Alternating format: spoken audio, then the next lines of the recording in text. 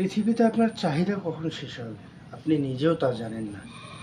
মানুষের চাহিদার শেষ নেই।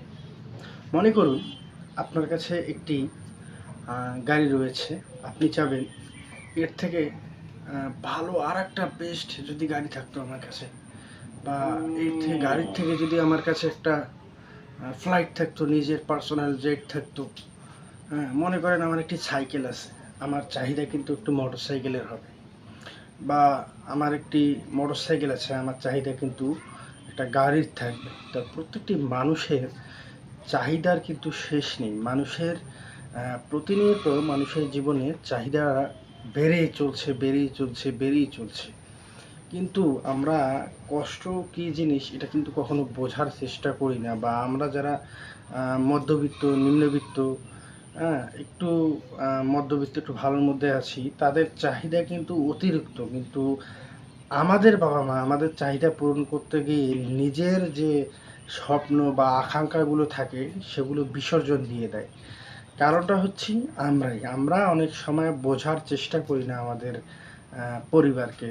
পরিবারকে যদি আমরাই বোঝার চেষ্টা না করি, তাহলে কে বুঝবে? আপনাকে প্রতিনিয়ত মনে করেন আপনার চাহিদা বেড়েই চলছে। যখন আপনার চাহিদা বেড়ে যাবে তখন কিন্তু পরিবারে চাপ ক্রিয়েট হবে, পরিবারে সমস্যা হবে, পরিবারে ঝগড়াঝাটি হবে।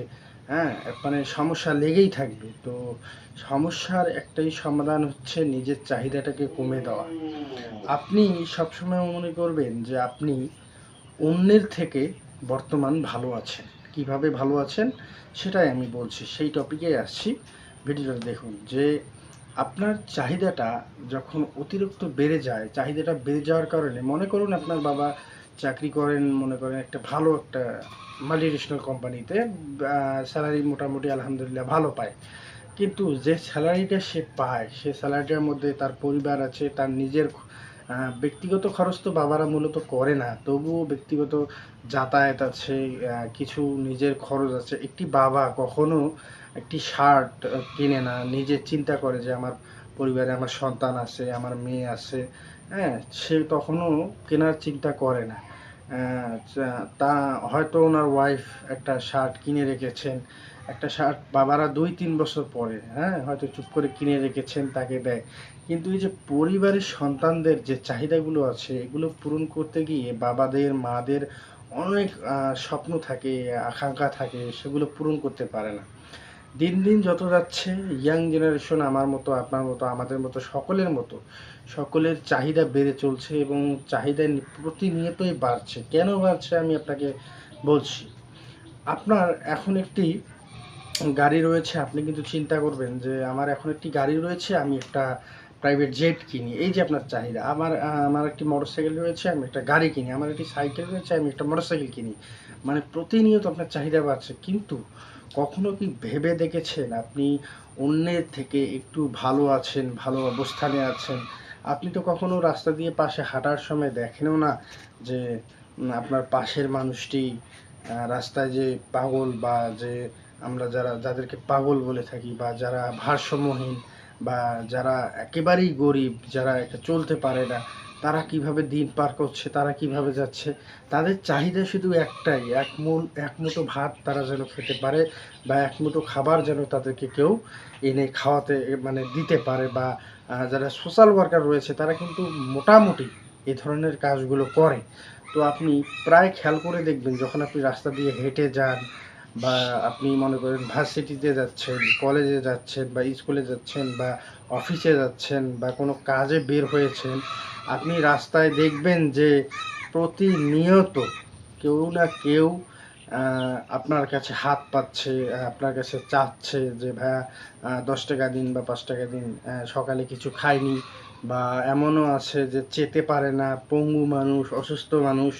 আপনি বেশি না, আপনাকে বেশি দূর যেতে হবে না। আপনি কখনো যদি এগুলো দেখতে চান, হাসপাতালের জরুরি বিভাগে যাবেন, দেখবেন ওখানে কিন্তু ঠিক আপনার, মানে আপনি দেখলে আপনার চোখের কান্না ধরে রাখতে পারবেন না। তারপরে দেখবেন যে যে মানুষগুলো ক্ষতিগ্রস্ত হয়েছে বন্যায়, বা যেখানে বন্যা হয়েছে, পানি হয়েছে, তাদের ক্ষতিগুলো আপনি কিন্তু দেখলে আপনার চোখে পানি চলে আসবে। কারণ যখন বন্যা হয় তখন কিন্তু পানিতে তারা ডুবে থাকে। আমরা যারা একটু মধ্যবিত্ত, একটু ভালো জায়গায় শহরে অবস্থান করি, হয়তো তারা এই কষ্টগুলো বুঝতে পারি না বা বোঝার চেষ্টা করি না। কিন্তু আপনি আপনার আত্মীয়স্বজনকে ফোন দিয়ে দেখুন যে তারা একটু ভালো থাকার জন্য তাদের চাহিদা এতটুকু যে একটু ভালো থাকি বা একটু ভালোভাবে খাই, একটু ভালোভাবে বাঁচতে চাই। কে না চায় এটা?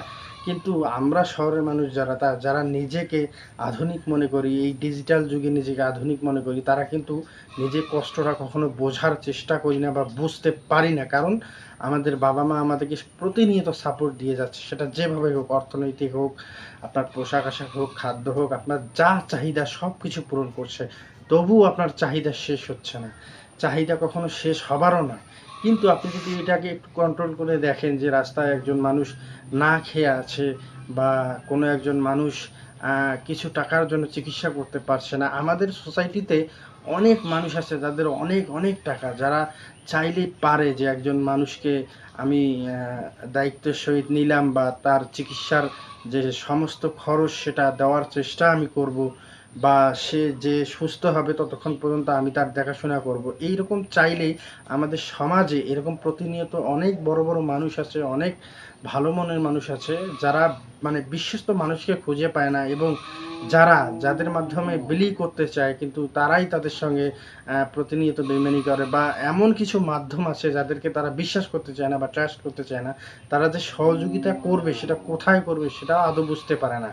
কিন্তু আপনি ওই মানুষকে না খুঁজে আপনি যদি নিজে দায়িত্ব নিয়ে একজন মানুষকে খাবার মুখে তুলে দেওয়ার ব্যবস্থা করেন, তার যদি চিকিৎসার ব্যবস্থাটা করেন, সে কিন্তু ভালো থাকবে, সুস্থ থাকবে, এবং আপনার জন্য সে মন থেকে দোয়া করবে। আমরা প্রতিনিয়ত মানে আপনি যখন রাস্তায় হাঁটবেন, রাস্তায় হাঁটলে দেখতে পারবেন এমনও মানুষ আছে যে এসে বলে যে, "বাবা আমি ২ দিন থেকে কিছু খাইনি।" আপনি তাকে নিয়ে গিয়ে টাকা না দিয়ে, তাকে টাকা দিয়ে সহযোগিতা না করে তাকে নিয়ে যেয়ে বসে যদি কিছু খাওয়ান, সে মন থেকে দোয়া দিবে। আপনি ভালো কাজ হচ্ছে সব আপনার উপরে। আপনি যদি চেষ্টা করেন অবশ্যই ভালো কিছু করতে পারবেন, এবং ভালো কাজ সব আপনার দ্বারাই সম্ভব। কিন্তু আপনি এখন চিন্তা করছেন, "ধুর এগুলো তো কিছুই না। আমি তো ভালো আছি, বা আমি ভালো থাকা নিয়ে কথা, বা আমার পরিবার ভালো থাকা নিয়ে কথা।"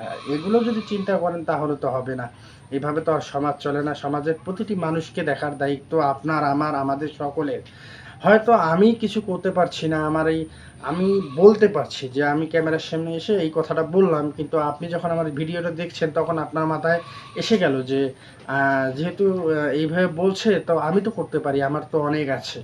হয়তো আমার কথাগুলো শুনলে হয়তো অনেকে মনে করবেন যে কথা বলছে কিন্তু কিছু করতে পারছে না। হ্যাঁ, আমার বলার ক্ষমতাটা আছে যে আমি বলতে পারবো। কিন্তু যারা বোঝার মানুষ, যারা বুঝতে পারবে, যারা সামাজিক, যারা বুঝতে পারবে, তারা কিন্তু অবশ্যই বলবে যে, "না, সাগর ঠিকই বলেছে যে আমার তো অ্যাবিলিটি আছে। আমি একজন মানুষের দায়িত্ব নিতে পারি, বা একজন মানুষকে আমি রাস্তা দিয়ে যাচ্ছি তাকে খাওয়ানোর মতো সামর্থ্য আমার আছে, বা তাকে ৳১০০ দেওয়ার মতো ক্ষমতা আমার আছে। আমি অন্যের মাধ্যমে না, নিজেই চেষ্টা করি।" যদি এই চিন্তাটা তার মাথায় থাকে, বা ওনার মাথায় থাকে, বা আপনাদের সকলের মাথায়, আমাদের মাথায় থাকে, তাহলেই এই সমাজে গরিব মানুষ থাকবে না, এবং গরিব তাদেরকে বলাও যাবে না। তারা গরিব মানুষ না। তারা এখন অসহায় হয়ে পড়েছে যে তারা এমনভাবে জীবনযাপন পালন করছে, এত কষ্টের যা বলার বাহিরে। আপনি বৃষ্টি বাদলের দিন দেখবেন অনেক মানুষ থাকার মতো জায়গা পায় না। আমরা কিন্তু ঠিকই মনে করেন যাদের পাকা বাড়ি আছে, কাঁচা বাড়ি আছে, ঠিকই কিন্তু ফ্যান ছেড়ে দিয়া নিচে শুয়ে আছে। কিন্তু অনেক মানুষ আছে যার শোয়ার মতো জায়গা নেই, ঘুমানোর মতো জায়গা নেই, খাওয়ার কোনো ব্যবস্থা নাই। তারা যে মানে এই যে একটা জীবন পালন করছে, এটার জন্য কিন্তু দায়ী আমরাই দায়ী। আমরা যদি তাদেরকে একটা খাওয়ার ব্যবস্থা করে দিতাম, থাকার ব্যবস্থা করে দিতাম, তাদেরকে একটা রাখার মতো জায়গা, অবস্থান করার মতো জায়গা রাখতে পারতাম, তাহলে কিন্তু সমাজে এগুলো ঘটনা ঘটতো না। প্রতিনিয়ত ঘটছে, এর কারণ হচ্ছে অবহেলা, অবজ্ঞা। আমাদের দায়িত্ব আমরা এড়িয়ে চলছি। এগুলো থেকে যদি একটু বেরিয়ে এসে মানুষকে একটু সহযোগিতা করা যায়, সামাজিকতার তাদের সঙ্গে যে সামাজিকভাবে যে আচরণটা করা দরকার সেটা যদি করা যায়, বা সেই মানুষটার পাশে দাঁড়িয়ে যদি তার কষ্টটা উপলব্ধি করা যায়, শুধু আপনি মনে করেন আপনার স্বার্থের জন্য যদি এগুলো করেন, তাহলে তো ঠিক না। আপনি আপনার স্বার্থের জন্য কেন করবেন? আপনি ভালোবেসে মানুষকে ভালোবেসে ওই কাজটা করেন না। একজন একজন মানুষকে যখন আপনি বুঝতে পারবেন, বোঝার চেষ্টা করবেন বা তাকে ভালোবাসতে পারবেন, তার কথাগুলো আপনি যখন মনে নিতে পারবেন, তখন না সেই মানুষের কথাগুলো আপনি বুঝতে পারবেন, তার মনের কষ্টটা আপনি বুঝতে পারবেন। একজন মানুষের মনের কষ্টই যদি না বুঝেন, তাহলে কীভাবে আপনি আপনার চাহিদা নিয়ে পড়ে আছেন। আপনার কি লাগবে? আমার বাড়ি লাগবে, গাড়ি লাগবে, টাকা লাগবে, খ্যাতি লাগবে, যশ লাগবে, সম্মান লাগবে, সমাজে 10 জন যেন আমাকে দেখে সালাম দেয়, সেইটা লাগবে। আপনি সবসময় এই চিন্তাটাই করছেন। কিন্তু আপনি কি কখনো ভাবছেন যে আমার এই টাকাটা অপব্যয় না করে যদি আমি আমার একটা লোককে, পাশের বাসার মানুষ বা সে নিম্ন মধ্যবিত্ত, তাকে যদি একটু সহযোগিতা করি বা একটু সহানুভূতির হাত বাড়িয়ে দেই, তাহলে সেই মানুষটা ভালো থাকবে। প্রতিনিয়ত আমরা চেষ্টা করি যে কেউ না কেউ এগিয়ে আসুক সমাজের মানুষের পাশে, কারো মাধ্যমে নয়, কোনো মাধ্যম নয়। সে নিজে এসে তাকে সহযোগিতার হাত বাড়িয়ে দেয়, দান নয়। দান করাটা বড় বিষয় না, তাকে সহযোগিতার হাত বাড়িয়ে দিয়ে তাকে সহযোগিতা করে তাকে গড়ে তুলুক এবং সে যেন ভালো থাকে সেরকম একটা ব্যবস্থা তৈরি করুক। আমাদের সমাজে এরকম অ্যাবিলিটি মানুষের আছে, এমনও কিছু মানুষ আছে এগুলোর দায়িত্ব নিতে চায়, কিন্তু সঠিক মাধ্যমটা খুঁজে পায় না। কারণ আজকে তো সোশ্যাল মিডিয়ার যুগ, যে যা আসছে বলতেছে, মনে করেন একটা পেজ তৈরি করতেছে, হার হাঙ্গামা করতেছে এবং মানুষকে বলতেছে যে আমার একটা ট্রাস্ট আছে, আমার অমুক আছে, আমার তমুক আছে, কিন্তু আদৌ কি সত্যি এইভাবে পাচ্ছে না। বিশ্বাসের জায়গা থেকে কিছু জায়গা আছে যেগুলোকে বিশ্বাস করে মানুষ, এবং সেই জায়গাগুলোতে মানুষ নিজের অর্থ দান করে থাকেন বা সহযোগিতা করে থাকেন। দানের কথাটা বলা যাবে না, দানের কথাটা বললে খারাপ শোনা যায়, কিন্তু যদিও আমি বলে ফেলেছি তার জন্য আমি ক্ষমা প্রার্থী। কিন্তু আপনারা যারা সমাজে গুণী ব্যক্তি রয়েছেন বা বড় ব্যক্তি রয়েছেন বা যারা একটু ভালো চলতে পারেন, তারা একটু যদি সহানুভূতির হাতটা বাড়িয়ে দেন সাধারণ মানুষের দিকে, তাহলে সাধারণ মানুষ অনেক ভালো থাকবে এবং আপনারা দোয়া ভালোবাসা সবই পাবেন। তাহলে আসুন আমরা সকলেই এক হই এবং আমি তো কিছু করতে পারবো না, তবে আমি আপনাদের সহযোগিতার সঙ্গে হাত বাড়িয়ে আসতে পারবো। আপনারা যদি ডাকেন আমি আপনাদের সাথে থাকতে পারবো। সব মানে আপনি একটা মানুষকে যখন বুঝবেন, তখন এমনি কিন্তু তার প্রতি আপনি তাকে ভালোবাসবেন, তার প্রতি স্নেহ জন্মাবে, মায়া জন্মাবে, হ্যাঁ?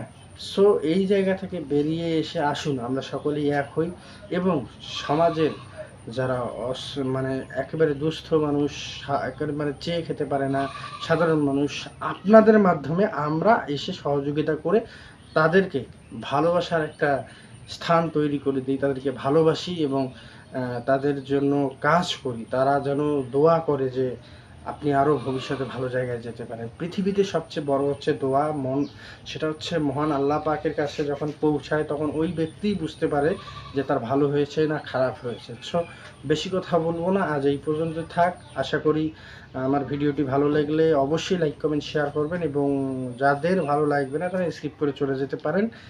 মনে হতে পারে যে এরকম তো হাজারো মানুষকে দেখলাম। সো ভালো থাকবেন, সুস্থ থাকবেন, নিজের যত্ন নেবেন, ভালো থাকবেন। ইয়র সাগরকে ফলো করবেন এবং আমার ইউটিউব চ্যানেলটা ঘুরিয়ে আসবেন, ওয়াল বাংলা টিউটোরিয়াল। আসসালামু আলাইকুম।